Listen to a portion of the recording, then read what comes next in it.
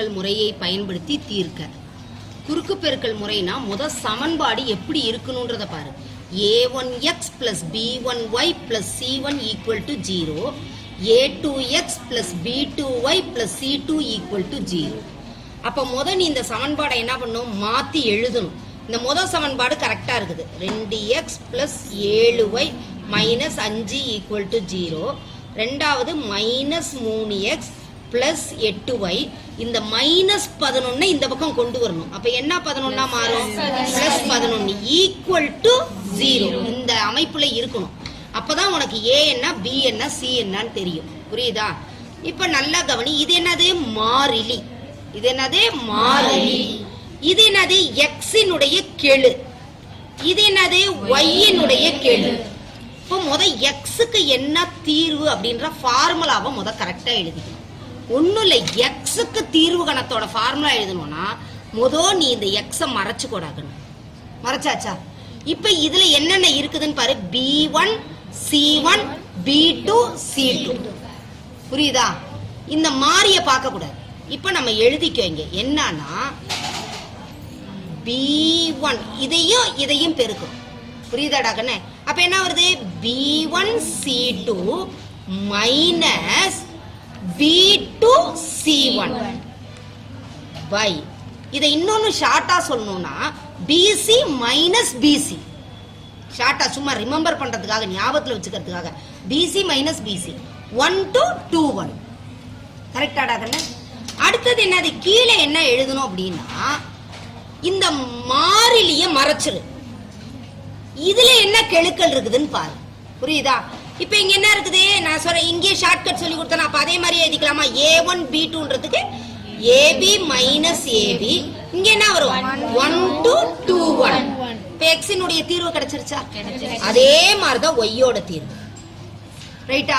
y-யோட தீர்வுல இப்ப இந்த பகுதியில வரக்கூடிய மதிப்பு மாறவே மாறாது y-க்கு. அதனால முத இதை எழுதிக்கலாமா? என்ன சொன்னேன் நானு, ab minus ab 1 to 2 1. அடுத்து என்னது, y. x-இனுடைய தீர்வு காணும்போது x-ஐ மறைச்சியா? அப்ப y-யோட தீர்வை காணும்போது எதை மறைச்சிடலாம், நீ y-ஐ மறைச்சிடலாமா? அப்ப இங்க என்ன கேள்வி இருக்குது, a1 a2 c1 c2. ஆனா இதுல எடுக்கும் போது நீ இப்படி எடுக்கணும். புரியுதா? என்னன்னு, ca minus ca. புரியுதாடா கண்ணே? அதாவது 1 2 2 1. நீ இப்படி எடுக்க கூடாது. a1 c2 எடுக்க கூடாது. எப்படி எடுக்கணும், நீ c1 a2 c2 a1 அப்படிதான் எடுக்கணும். ரைட்டா?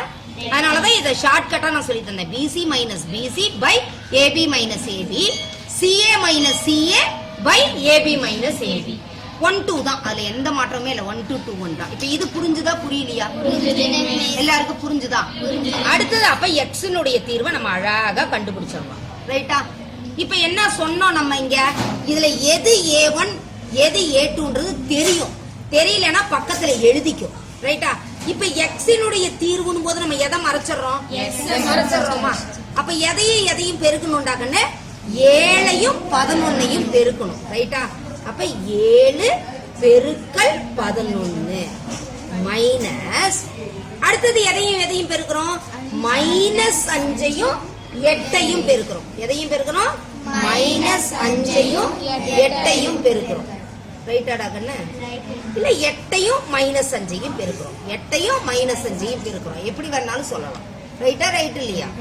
அடுத்தது பை ab மைனஸ் ab இல்லையா? அப்படின்னா என்ன சொன்னேன் நான், கீழே மாறிலிய மறைச்சிடணும். ரைட்டா? அப்ப என்னது, 2 பெருக்கல் 8 2 பெருக்கல் 8 மைனஸ் என்ன பண்ணலாம், மைனஸ் 3 பெருக்கல் 7ன்னு போடலாம். 7 பெருக்கல் மைனஸ் 3ன்னு போடலாம். மைனஸ் 3 பெருக்கல் 7. இப்ப 7 11 எவ்வளோடாக்குன்னு, 77.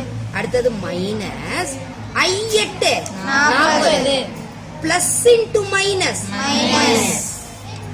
By 2 8 16 minus 3 21 plus into minus. சரியாடா கண்ணு?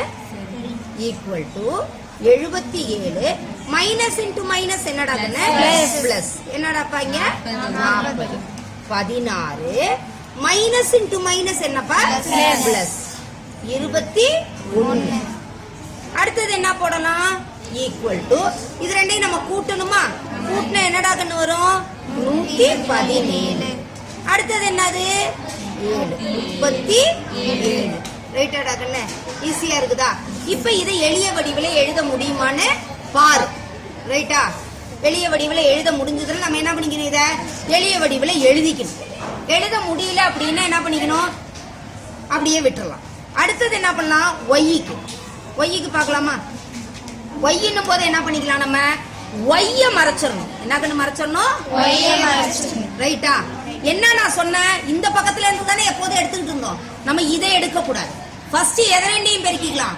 மைனஸ் 5ஐயும் மைனஸ் 3ஐயும் பெருக்கிக்கலாம் இல்லாட்டி மைனஸ் 3ஐயும் மைனஸ் 5ஐயும் பெருக்கிக்கலாம் ரைட்டா கண்ணு மைனஸ் 5 பெருக்கல் மைனஸ் 3 கழித்தல் புரிஞ்சுதா புரியலையா அடுத்தது என்ன சொன்னோம் நம்ம 11ஐயும் 2ஐயும் பெருக்கிக்கலாம் இல்ல 2ஐயும் 11ஐயும் பெருக்கிக்கலாம் 11 பெருக்கல் 2 பை இது ஏற்கனவே கண்டுபிடிச்சிட்ட A1 B2 A2 B1 ஏற்கனவே நீ என்ன பண்ணிட்ட கண்டுபிடிச்சிட்ட அதனால அது அப்படியே நீ போட்டுக்கலாம் இங்க மைனஸ் இன்டு மைனஸ் என்ன ஆகுது பிளஸ் ஐமு என்னது 15 மைனஸ் 11 பெருக்கல் 2 என்னது 22 பை 37 இப்ப என்ன பண்ண குறிகள் மாறி வந்திருக்குதா இப்ப கழிச்சு பெரிய எண்ணோட குறிய போடணும் அப்ப எவ்வளவு வரும் நமக்கு 7 என்ன 7 மைனஸ் 7 அடுத்து என்னது பை 37 இது ஒய்யோட மதிப்பு இது என்ன மதிப்பு